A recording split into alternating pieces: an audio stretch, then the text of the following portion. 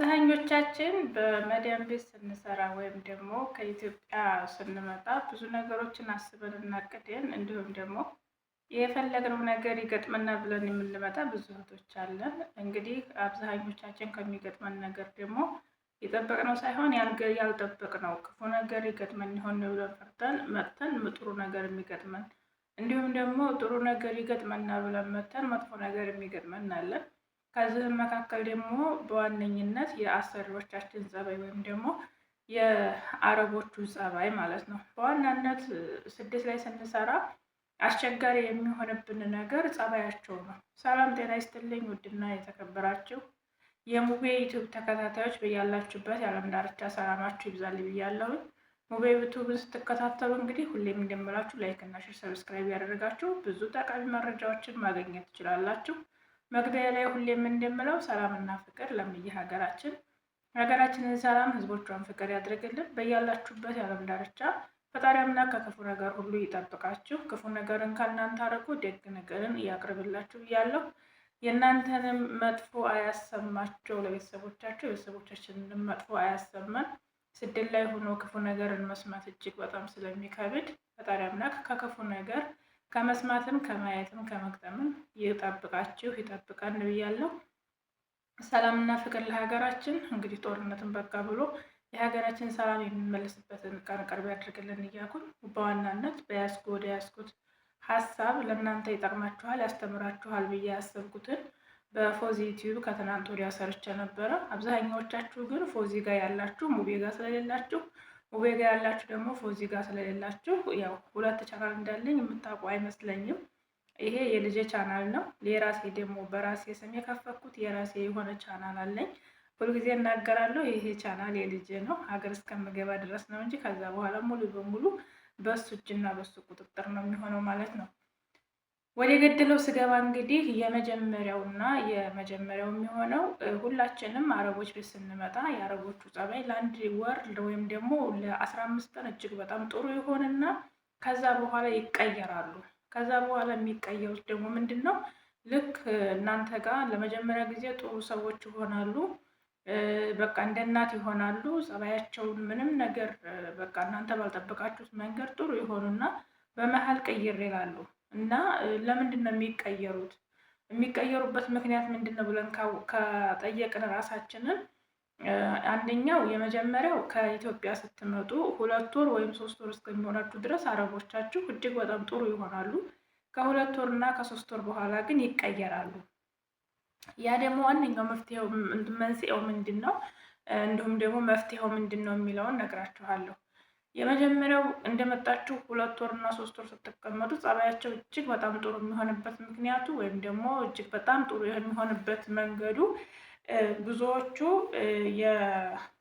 ከኢትዮጵያ የሚያመጧችሁ ወይም ደግሞ ከኢትዮጵያ ስንመጣ ሙቀት አለ በጣም ከኢትዮጵያ ስንመጣ የ3 ወር ወይም ደግሞ የ2 ወር ከ15 ቀን አካባቢ ወረቀት ይኖረናል እና በዛ ቀን ውስጥ በዛች ጊዜ ውስጥ እንትን ብትሉ ምንድነው ስሙ ይሄ ጸባያቸውን ቢቀይሩባችሁ ወይም ደግሞ ጸባያቸውን መጥፎ ቢሆንባችሁ ወደ ቢሮ እንደምትሄዱ እንደምትመለሱ እንደምትተዋቸው ያውቃሉ ማለት ነው።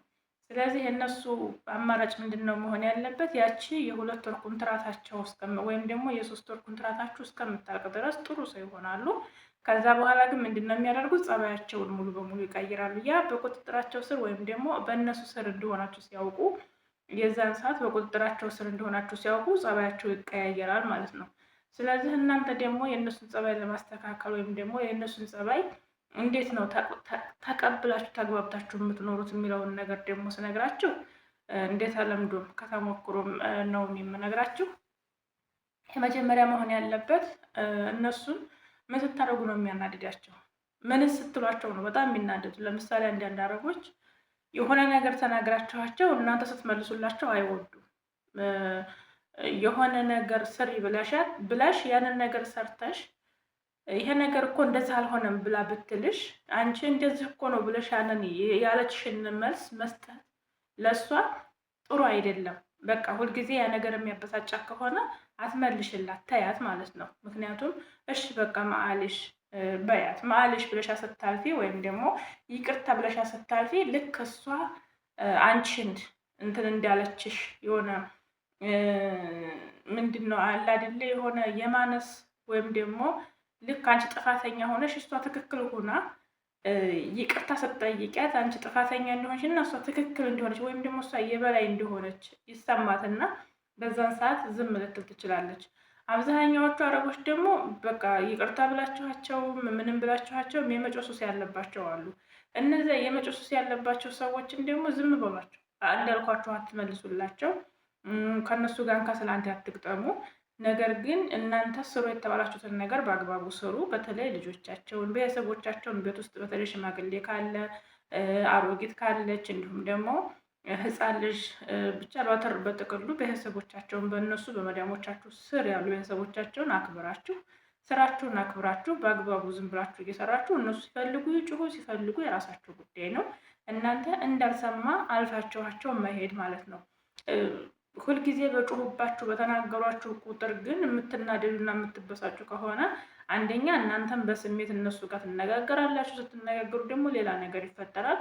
ሁለተኛ እናንተ እነሱ የሚናገሩትን በሙሉ ከሰማችሁ እናንተ ጤነኛ አትሆኑ፣ በሽተኛ ነው የምትሆኑት። ያኔ ውስጣችሁ ሰላም አያገኝም። ስለዚህ እናንተ ምንድን ማድረግ ያለባችሁ እዚህ ቦታ ላይ በእርጋታ ማስረዳት ወይም ደግሞ ይቅርታ ብሎ ዝቅ ብሎ ተናንሶ ይቅርታ በቃ ማአልሽ ብሎ ያንን ነገር ማለፍ፣ አለያም ደግሞ አስረድታችኋቸው የማይረዱ ከሆነ መተው፣ በቃ ማአልሽ ብላችሁ መተው። ማአልሽ ብላችኋቸው ልፍ እነሱ ጋር ቁማችሁም እንደዚህ አፍላፍ መነጋገር።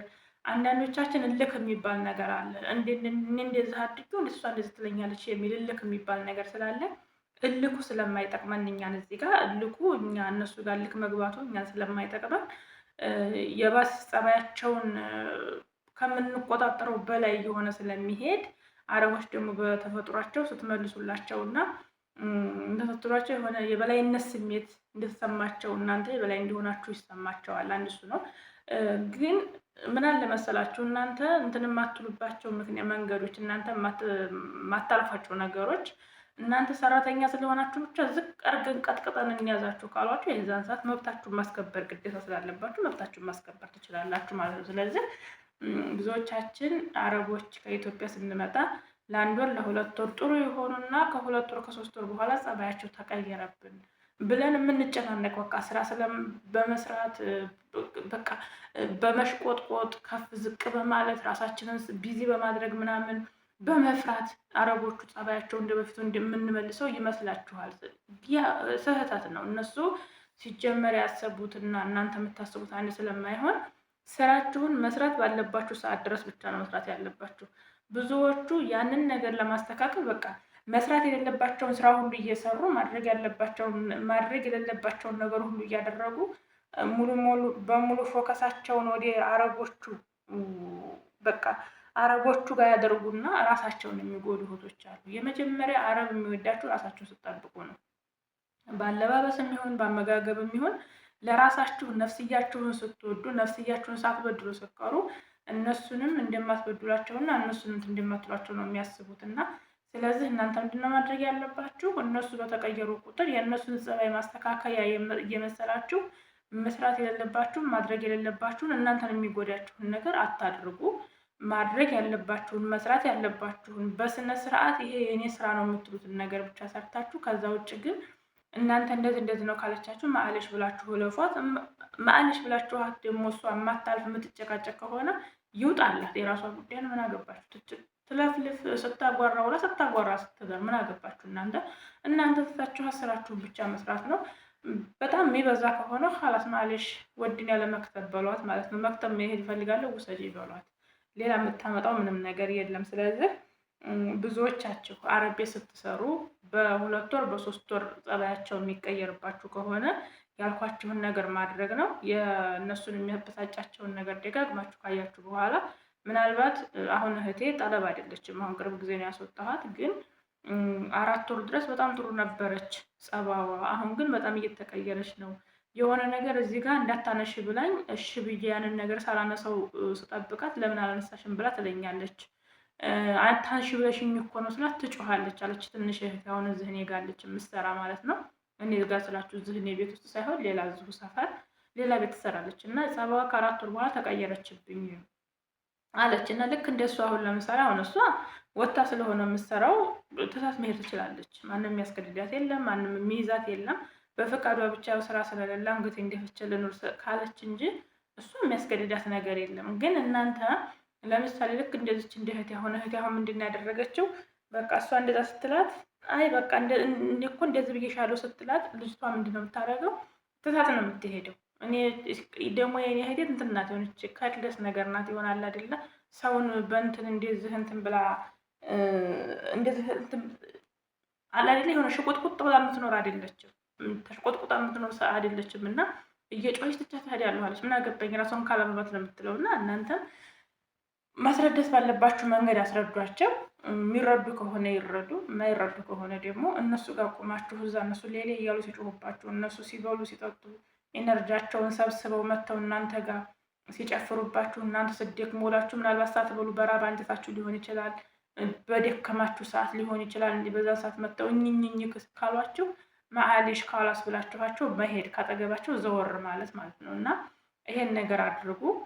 ሌላው የሆነ ቦታ ላይ ለምሳሌ ብዙዎቹ አረቦች የራሳቸው የሆነ በሽታ አለባቸው። አረቦች ወይ ስኳር በሽተኛ ወይ ደም ግፊት ወይ ብቻ የሆነ ነገር መድኃኒት ሳይወስዱ አይውሉም። በቃ መድኃኒት ለነሱ እንደ ቀለብ ነው። ስለዚህ ስኳር በሽተኞች ከሆኑ ደም ግፊት ያለባቸው ይሄ ብቻ በጣም በርካታ መድኃኒት የሚወስዱ ሰዎች ከሆኑ ደም ግፊት እና ስኳር በሽተኛ ከሆኑ እነሱ የሚፈልጉት ምንድን ነው? መሳቅ ነው። በቃ ሲጠሯችሁ ቶሎ ብላችሁ በመሄድ የሚፈልጉትን ነገር ቶሎ በማቅረብ ከስራው ይልቅ እነሱን ትኩረት መስጠት። እነሱን ትኩረት ከሰጣችኋቸው እነሱን በቃ ስራዬ ብላችሁ እነሱን ቶሎ ብላችሁ እነሱ ባላችሁ መንገድ ከሄዳችሁ በጣም ነው ተስማምታችሁ የምትኖሩት። የኔ አሁን እዛ አሁን የምሰራባት ሴትዮ ስኳር በሽተኛ ናት። እዚህ ቤት ስገባ እውነት ለመናገር 15 ቀን የማሰሪበት እያሉኝ ነበር የገባሁት። 15 ቀንም ከሴትዮዋ ጋር ተስማምተሽ አሰሪም እንዳንቺ ትዕግስት አለመኖር እንደ ሴትዮዋ መጮህና እንደ ሴትዮዋ እንትን 15 ቀን የማሰሪበት እያሉኝ ነበር የገባሁት። ነገር ግን አሁን እዚህ ቤት ከመጣሁኝ እኔ 2 ዓመቴን ጨርሼ 3ኛ እያያዝኩ ነው ማለት ነው። እና አንዳንድ ጊዜ ስንሰራባቸው ግጭት ይኖራል፣ መጣላት ይኖራል፣ ወጥቶ መሄድ ይኖራል። ያው ሳንጣላ ውለን እናውቃለን። ወይም ደግሞ ሁልጊዜ ይሄን ያህል ዓመት ስንኖር አልተጣላንም አይደለም። ግን ቢሆንም ደግሞ እናንተ እሷ የምትፈልገውን ነገር ስኳር በሽተኛ እንደሆነች አውቃለሁኝ።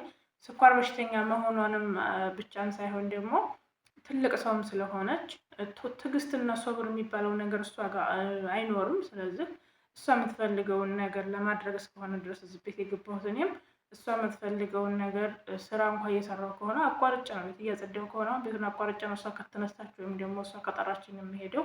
ስልክ እንኳ እያወራሁ ለምን ኢትዮጵያ እናቴ ጋር እያወራሁ አይሆንም? እሷ ከደወለችብኝና ከጠራችኝ ቻው እንኳ ልላትም እናቴ ዘግቼባት ነው የምወጣው። ምክንያቱም ስራ ነው። ስለዚህ አንደኛ ስራችሁን አክብራችሁ መስራት፣ ሁለተኛ አታድርጉ የተባላችሁትን ነገር አለማድረግ፣ እነሱ ጋር መልስ አለመስጠት። እነዚህ ነገሮች ለእናንተ መፍትሄ ናቸው ብዬ ስላሰብኩ ነው ይዤላችሁ የመጣሁት።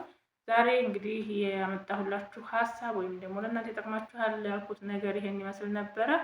ስለነበረን ቆይታ እጅግ በጣም አመሰግናለሁ። ቪዲዮውን ላይክ እና ሼር፣ ሰብስክራይብ ያደረጋችሁ ቻናል አሳድጉት። የሙቤ ሸጋ እናት ሙቤ ዩቲዩብ ነበርኩኝ። ስለነበረን ቆይታ ሁሉ እያመሰገንኳችሁ ሁልጊዜ መጨረሻ ላይ እንደምለው ፈጣሪ ሀገራችንን ሰላም ያድርግልን፣ ህዝቦቿን ፍቅር ያምጣልን። የተራበው የተጠማው ያለቀሰው ያዘነው በደስታ በጥጋብና በሳቅ ተቀይሮ የምናይ አድርገን ጦርነትን በቃ ብሎ በሰላም የሚተካበትን ቀን ቅርብ ያድርግልን። ሀገራችን ከምንም ጊዜውም በላይ አዘቅት ውስጥ እየገባች ስለሆነ ለሀገራችን ፈጣሪ ምሕረቱን አምጥቶ በጥሩ እጆቹ እንዲዳብሳት ሀገሬን ፈጣሪን ለምነዋለሁኝ። እናንተም በስደት ያላችሁት ወንድሞቼ ፈጣሪ አምላክ ወጥቶ ከመቅረት ይጠብቃችሁ። በእግር ወጥቶ በሳጥን ከመግባትን ፈጣሪ ይጠብቃችሁ። ወዳችኋለሁ። ቻናሉን ግን እስከ መጨረሻው በማየት ላይክ እና ሼር፣ ሰብስክራይብ ማድረጋችሁን አትርሱ።